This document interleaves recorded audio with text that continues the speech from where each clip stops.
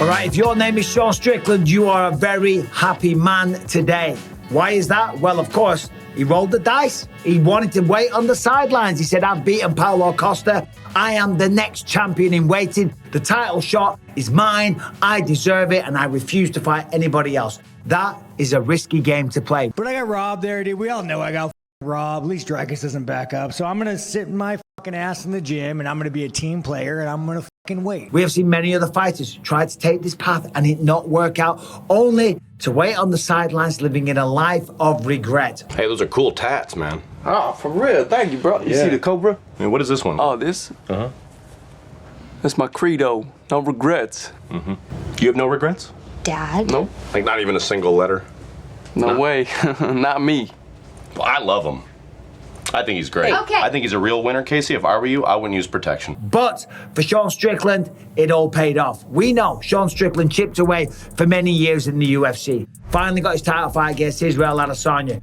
Beat him pillar to post over 5 rounds. Almost finished him in the very first round. A shock defeat, but a defeat plain and simple. Then he defends the belt for the first time in Toronto against Dricus du Plessis.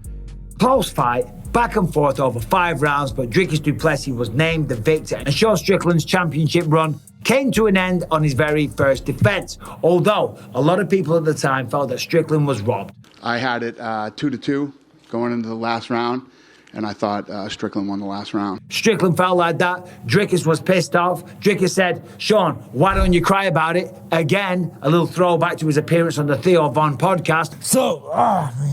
Strickland went out and said, you know what, screw it. I'll fight. I'll take on the next best guy. Takes on Paulo Costa, a very, very dangerous man. Went out there, beat him soundly, very, very convincingly over 3 rounds. It wasn't even close. And then said, nah, forget this. I'm done. I'm not fighting anymore. I deserve a title fight. I'm going to wait this one out. I'm going to sit on the sidelines and wait for what is actually mine to emerge. I'm going to wait. I fucking paid my fucking dues, man. I paid my dues. I got fucking robbed in dirty fucking Canada. No offense, fucking Airbuds, man. That is a risky strategy. That is one that people have done before, and they have ended up living a life of regret, because sitting around waiting for a title fight that never emerges, you are wasting a lot of time. It's kind of like Michael Chandler. If the fight with Conor McGregor emerges, it all paid off. But if it doesn't, he's wasted a lot of time at the peak of his earning powers. Anyway, back to Sean Strickland. As I said, right now, this has paid off for him, because Dana White came out and he announced Sean Strickland is guaranteed a shot at the winner. Sean Strickland right now is the #1 ranked middleweight in the world, and the answer is yes. So as I say, happy days for Sean Strickland, but the question is, who is it going to be, and what does it mean for either of these men competing at UFC 305 Perth this weekend? Well, if you're in the camp of Israel Adesanya, you are buzzing with this news. You're very happy. Listen, he got beat off Sean Strickland. But for Israel Adesanya, if, and it's a big if he beats Dricus du Plessis, if he's the victor this weekend, then he gets to right the wrong. He gets to correct the ship. He gets to get the pride back from Sean Strickland. And he gets to erase history of one of the worst performances of his career. He gets to erase the loss on his record. He gets revenge. And Sean Strickland, he'll put him in his place. Because Sean got into his head. Sean talked a lot of shit, bringing up all kinds of stuff about the puppy and this and that and the dogs and all the rest of it. You know what I'm talking about. I had to double check that shit just to make sure it was legit. And it was legit. Israel Adesanya had a terrible night at the office. Sean Strickland was the victor. So yeah, for Israel Adesanya, he wants this. This is tremendous news. If he beats Dricus du Plessis, he gets to go up against Sean Strickland and get revenge. Plain and simple, okay? Now, for Dricus du Plessis, is it the same thing for him? I don't know if it is. All right, this video is sponsored by Premier Fight Picks, owned and operated by Bardia Helmet, a top combat sports bettor and analyst with an all-time 70% strike rate, publicly tracked over 6 years. If you like to bet on fights and you're looking for help picking winners, visit Premier Fight Picks. With du Plessis versus Adesanya coming up on a stacked card this weekend and 6 more events scheduled in the next 2 months, now is the perfect time to sign up. Bardia is offering weekly, monthly, and yearly subscriptions. to get you in on the best MMA bets, quick picks, and analysis. There are currently 3 bets posted for UFC 305, including a parlay and a prop with a play on the highly anticipated main event. Sign up now to view this content and more. And lastly, follow Bardia on Instagram at Premier 5 Picks and on X at PFP Handicapping for access to free bets, analysis, and fight breakdowns.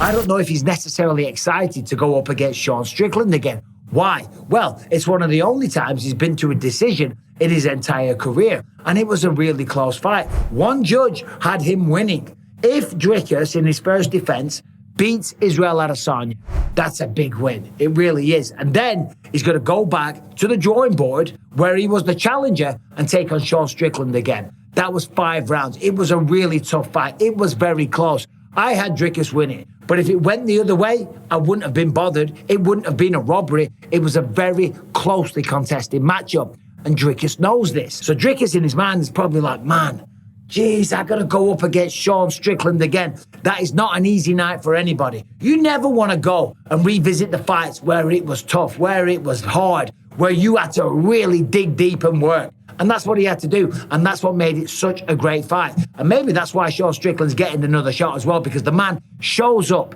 each and every single time. Simple as that. Always makes weight. He's always on shape. Yeah, the man's controversial. I find him somewhat entertaining, to be honest. But inside the octagon, the man is all business. So he's earned his title fight. So Dricus du Plessis, Israel Adesanya, that's who they're going to fight next. Now, of course, this will be a shock to Robert Whittaker. Robert Whittaker, who last lost to Dricus du Plessis, it was a bad night at the office for Rob. Now, Robert Whittaker is probably one of your favourite fighters. He's definitely one of my favourite fighters. There's nothing to not be a fan of, okay? A tremendously well-rounded skill set. But he fought for the belt twice in a row against Israel Adesanya.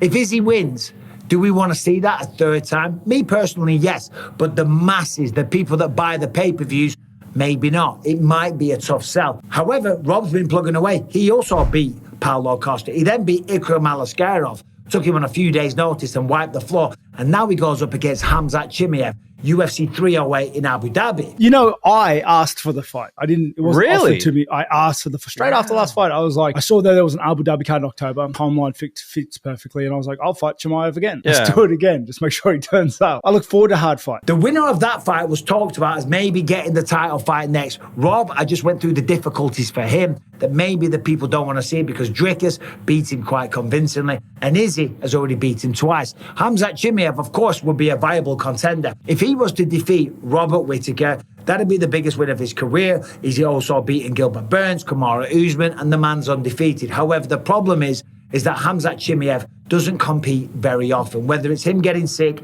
pulling out right before events, or apparently having reported travel issues and struggling to get visas. The UFC want active champions. They need a champion that's going to embrace the role, travel the world, and fight regularly, put bums in seats, sell pay-per-views, and inspire millions of people around the world.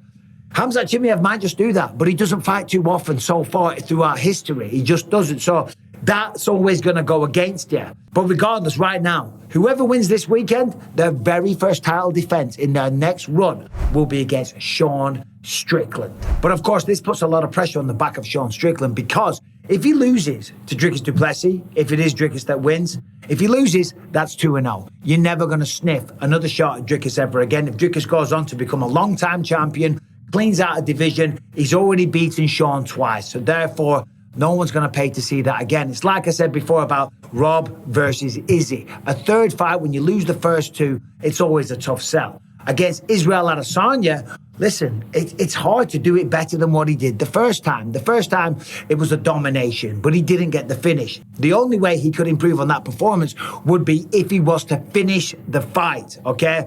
But I think that was a bad version of Izzy. And I'm sure in the rematch, Izzy would show up and do a better job, be more aggressive. And that's what he's going to do this weekend against Dricus du Plessis. Now, granted, all of this doesn't mean anything because there's only going to be one winner this weekend. And that is a very, very tough one to call. Dricus du Plessis, Israel Adesanya. I'm going to do a fight breakdown tomorrow. I'm going to break down all of their skill sets and give you my predictions. So tune in for that one, please. Let me know what you think about this. Sean Strickland, does he deserve the next title fight? Is that the man that you would put up there right now? I spoke to a few friends. They didn't agree. Me personally, I've got no issue with it whatsoever. Although Robert Whittaker, I could kind of see a case for him. But what do you think? Let me know down there. Thanks for watching. Subscribe and ring the bell.